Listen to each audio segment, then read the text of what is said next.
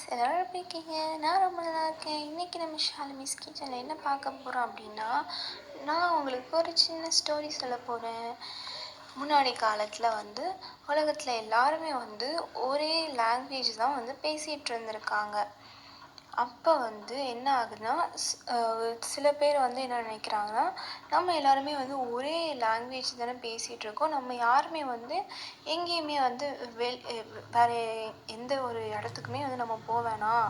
நம்ம இருக்கிற இடத்துலையே நம்ம எல்லாருமே சந்தோஷமாக இருப்போம் அப்படின்னு நினைக்கிறாங்க. அப்போ அதுக்கு நம்ம என்ன பண்ணணும், நம்ம தங்குறதுக்கு நம்ம வீடு அதெல்லாம் ரெடி பண்ணணும் இல்லையா? அப்படிங்கிறதுக்காக ஒரு சமமான பிளேஸ், அந்த பிளேஸில் வீடு வீடாக கட்டுறாங்க. அப்போ எல்லாருமே யோசிக்கிறாங்க, நம்மளோட பேரை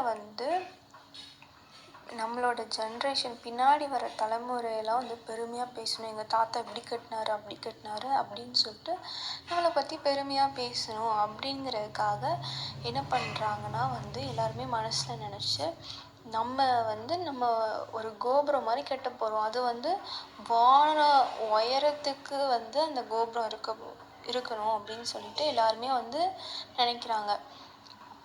அப்போ காட் என்ன பண்ணுறாங்கன்னா, இவங்க என்ன தான் பண்ணுறாங்கன்னு பார்ப்போமேன்னு சொல்லிட்டு ஹெவன்லேருந்து கீழே இறங்கி வரும்போது இவங்க எல்லாருமே செங்கல் எடுத்துகிட்டு வா, அந்த சிமெண்ட் எடுத்துகிட்டு வா அப்படின்னு சொல்லிட்டு எல்லாருமே அந்த ஒரு சிட்டியாக உருவாக்குறதுக்கு எல்லாருமே இது பண்ணுறாங்க. அதே மாதிரி அந்த ஒரு பெரிய டவர் கட்டுறதுக்கு எல்லாருமே எல்லாமே ஆயத்தப்படுத்திட்டு இருக்காங்க. அப்போ காட் பார்க்குறாங்க, எல்லாருமே ஒரே லாங்குவேஜ் பேசுகிறதுனால தானே அவங்களுக்கு சிமெண்ட் எடுத்துகிட்டு வா, செங்கல் எடுத்துகிட்டு வா அப்படின்னு சொல்கிறது புரியுது. நம்ம இந்த இடத்துல லாங்குவேஜை ஒருத்தன் பேசுகிற லாங்குவேஜ் இன்னொருத்தனுக்கு புரியாத மாதிரி லாங்குவேஜை மாற்றிருவோம் அப்படின்னு சொல்லிட்டு காட் நிறைய லாங்குவேஜ் ஒருத்தருக்கும் கொடுக்குறதுனால ஒருத்தரும் எந்தெந்த லாங்குவேஜ் யார் யாருக்கெல்லாம் புரியுதோ, யார் யாரெல்லாம் புரியுற லாங்குவேஜ் பேசுகிறாங்களோ அவங்க கூட போய் அங்கே ஒரு டவரும் கட்டலை, அவங்க ஒன்றாவும் இருக்கலை. அதே மாதிரி எல்லாருமே ஸ்ப்ரெட் ஆகி போயிட்டாங்க.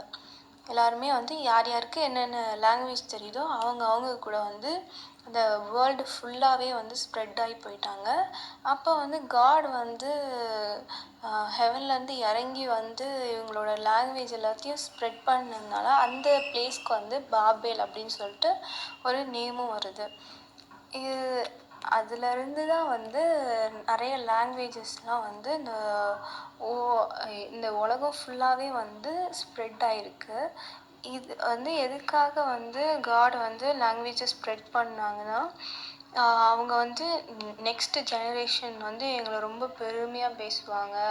அதே மாதிரி இந்த வானம் உயர அளவுக்கு நாங்கள் பெருசாக எங்களுக்கு கோபுரம் கட்டுவோம் அப்படின்னு சொன்னதுனால காட் அவங்கக்கிட்ட இருந்த பெருமையை பார்த்து அவங்களுக்கு அந்த லாங்குவேஜை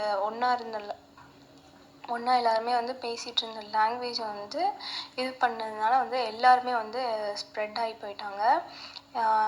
இப்போ நம்மளுக்கு என்ன தெரிய வருது, லாங்குவேஜ் எப்படி ஸ்ப்ரெட் ஆணுச்சு, இத்தனை லாங்குவேஜ் எப்படி உருவானுச்சுன்னு நமக்கு தெரிய வருது இல்லையா? இந்த ஸ்டோரி உங்களுக்கு பிடிச்சிருக்கா? அதே மாதிரி லாஸ்ட்டாக உங்களுக்கு சொல்லிக்கிறேன்.